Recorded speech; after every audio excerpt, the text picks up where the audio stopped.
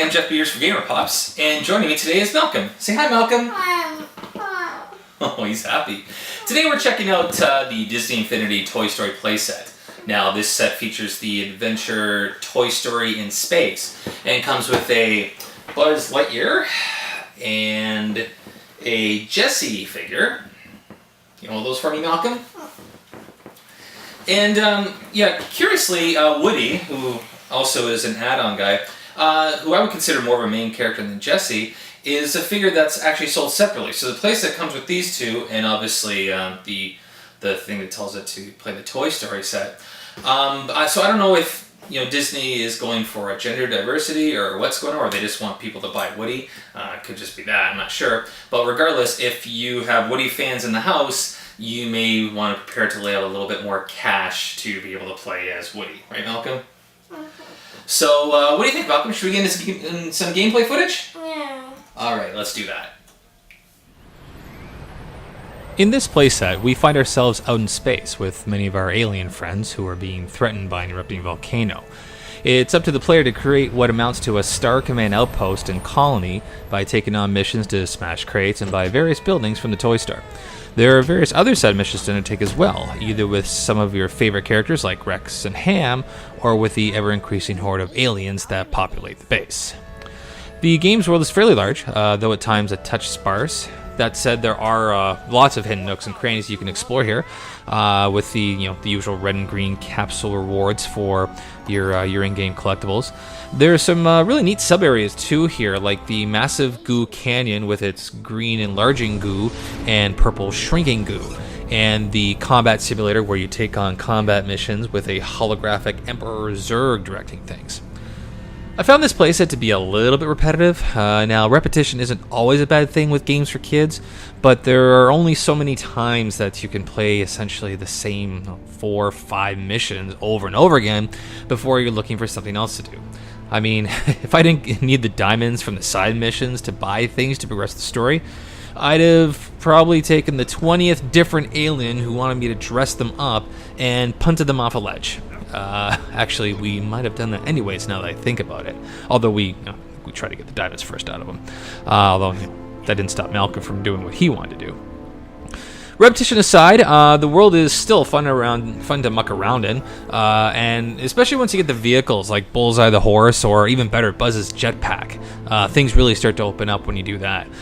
Given the size of the world, you're going to need these at some point. It's much more convenient than just wandering around. Bullseye gets around pretty quickly, and the jetpack's obviously great for flying and getting some of the harder to reach collectibles that you can't get normally. But that said, you don't always want to be in a rush, because as much as I wanted to punt those little aliens sometimes, they're also pretty funny. We got a lot of laughs with their antics and their dialogue and their quirky way of speaking, and just their innocence, the way they react to things. Plus, when you hit them with something, they really react funny. They go, whoa, and you get sent back, and they come back for more usually. Of course, you can never underestimate the comedic value of random slapstick violence with kids, of course, and the kids, every time they did that, they would laugh and laugh and laugh. And when we weren't busy hitting each other, because when you're playing a 6-year-old, sometimes they decide that I'm going to now hit daddy just for no reason and not play the game. When we weren't doing that, we'd punt the random alien, or pick them up and throw them off a ledge. Or what I sometimes did was I ran them over with Bullseye. You can just run right through them and they go flying and you go, oh no, whatnot. Or you could just do what Malcolm did and destroy all the buildings all the time that we would build by getting the blaster and shooting them, which was great because I would go to use a building because I need it for something like the teleporter or whatever, and I'd found it to be destroyed by Malcolm. Thanks a lot, Malcolm. But they were easy to rebuild, so it wasn't too much of an issue. One thing I noticed coming back to play Disney Infinity, because it's been a while since I played the original and our review's up on the website, it seems to run smoother now. So I reviewed the game with the 1.03 version. Now it's 1.05 with a new patch applied.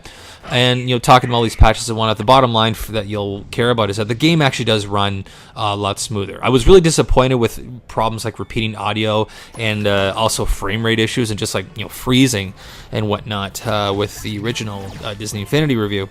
And while the frame rate's still an issue at times, more so than I'd like it to be, it's not nearly as bad. And it's also, obviously when you play multiplayer, split screen multiplayer locally, you're going to experience frame rate issues more. It's just unfortunately the way it is. The engine's still not refined enough to pull that off. But it's not nearly as bad as it was before the patch. And the audio issues I found are pretty much gone now. So, hey Malcolm, while we're playing this, what did you think of the Toy Story Infinity, the Disney Infinity Toy Story playset? It's really cool when you find you put the batteries in and then you go up and then you push that because it like makes like the Disney castle, and then a big wave protects it from the darts or I think it's the volcano stuff, right? oh yeah, the volcano stuff. Sorry. That's okay.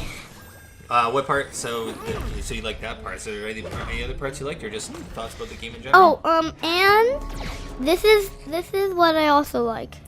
When you find the bridge, there's a teleporter on top. You press the button to teleport, and then you get under the bridge, and then you if you want to go back up, just to go on that. No other ways you can get back up. Cool. Anything else? No. Cool. Thanks, Malcolm. Okay. Bye. So that was our quick look at Disney Infinity Toy Story playset. All in all, I'd say it's a fun add-on to the game with about a 4 to 8 hour brand new adventure for you to try out with lots of humor, fun, and simple gameplay that kids will enjoy a lot. And look who's come to join us. Hi, Gavin. You gonna come on the couch with us? Yeah. Did you get to play Toy Story 2? No. No? Do you like the toys though? Yeah. Yeah. So Malcolm, what did you think of the game? It's good. Yeah? What is your favorite part about it? When I was under that bridge. When you were under the bridge? Did you like getting bigger and smaller and stuff? Yeah. Yeah? Who was your favorite character that you like playing with? Woody. Woody? Yeah. It's almost Malcolm's bedtime, as you can tell. So, I would have liked to have seen a little bit more variety in the missions, but that's a relatively, it's a relatively vast world to explore, and there's certainly enough hijinks to entertain you for a while. It's nice to see Disney starting to deliver on the potential of Disney Infinity as a platform, and utilizing their vast library of properties to deliver fans lots of diverse gaming experiences with all their favorite characters like Buzz, Woody, Jessie, and all those guys. We give the Disney Infinity Toy Story playset 3.5 stars out of 5. As we think Toy Story fans who have Disney Infinity will have a really good time with this set. I know we did. Did you have fun with it, Malcolm? Yes, Disney Infinity. Yeah? You and Peter really liked it too, didn't you? Your friend Peter? Mm-hmm. Yeah? He liked it too. So for more reviews, check out our webpage at GamerPops.com, and also follow us on Twitter at GamerPops, and check out our Facebook page at Facebook.com/GamerPops. Until next time, I'm Jeff Peters for GamerPops, and thanks a lot for watching. Thanks a lot for watching.